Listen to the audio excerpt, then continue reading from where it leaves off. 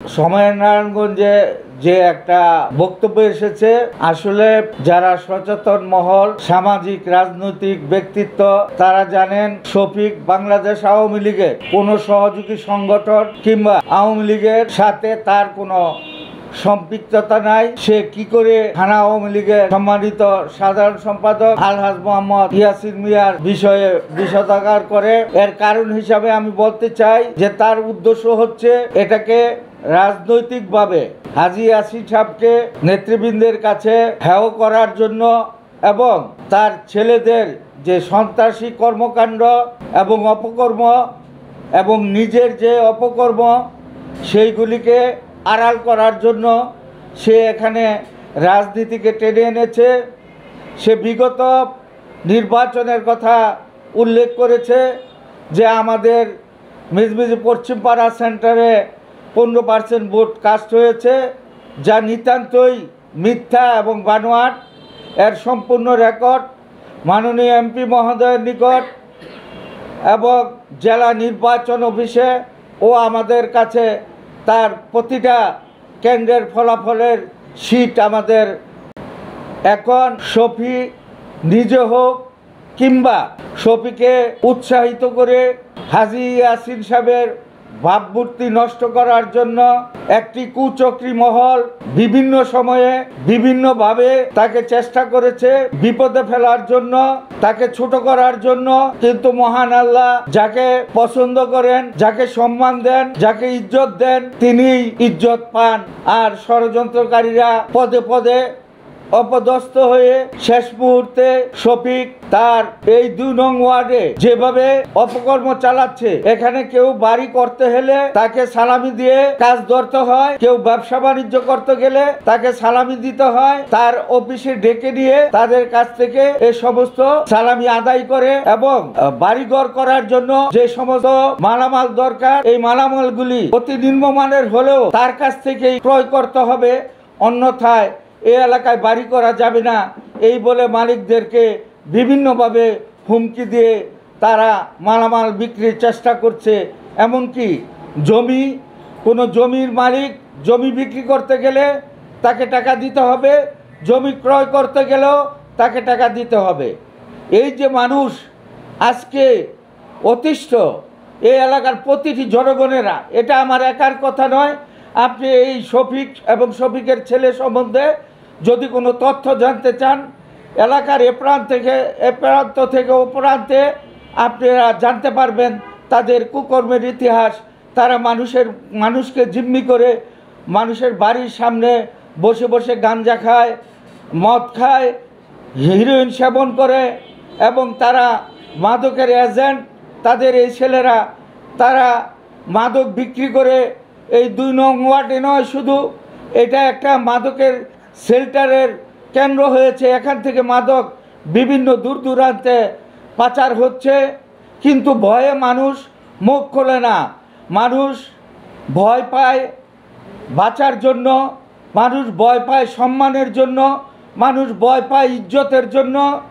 তারা কাউকে কার্পণ্য করে না অপমান করতে, অপদস্থ করতে কিংবা মারধর করতে।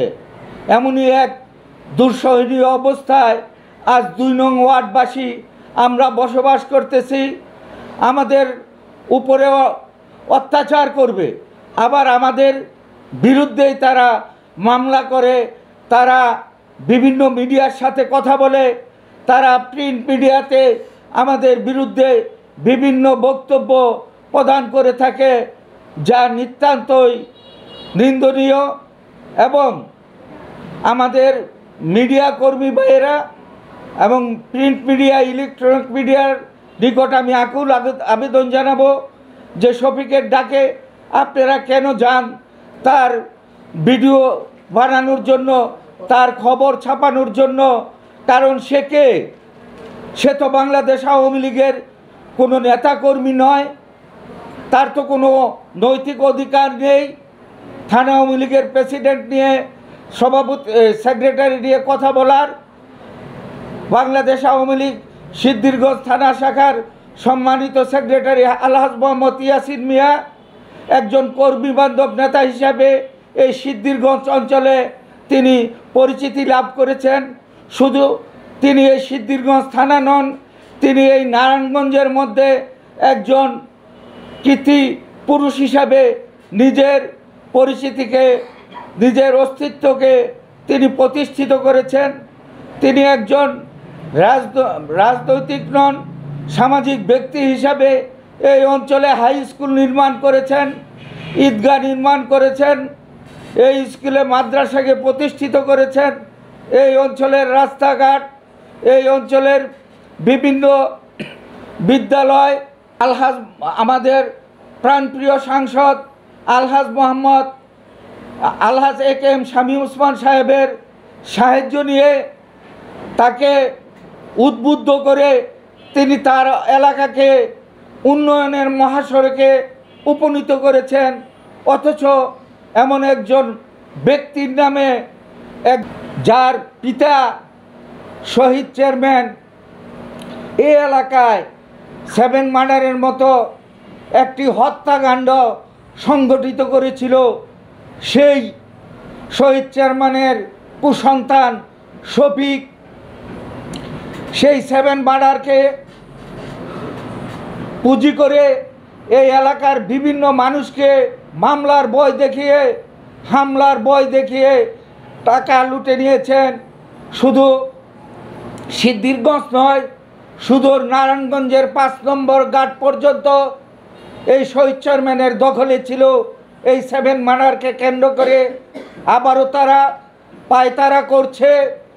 এই 7 মার্ডারের মতো আরও কোনো মার্ডার করার জন্য তাদের পরিকল্পনা আছে কিনা আমি জানি না। প্রশাসনের কাছে বিনীত অনুরোধ রাখব এবং আপনাদেরকে আমরা ইতিপূর্বে বহুবার এই এলাকাবাসীকে আপনারা এই অভিশাপ থেকে মুক্তি দেওয়ার জন্য অনেকবার তাদেরকে আপনারা গ্রেপ্তার করেছেন।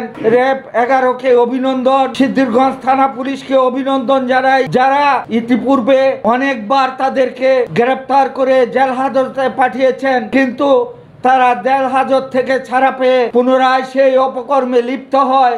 আমরা আবারও আপনাদের কাছে অনুরোধ জানাবো, দয়া করে আমাদের এই 2 নং ওয়ার্ডবাসীকে এই হিংস্র জানোয়ারদের কাছ থেকে মুক্তি দেওয়ার জন্য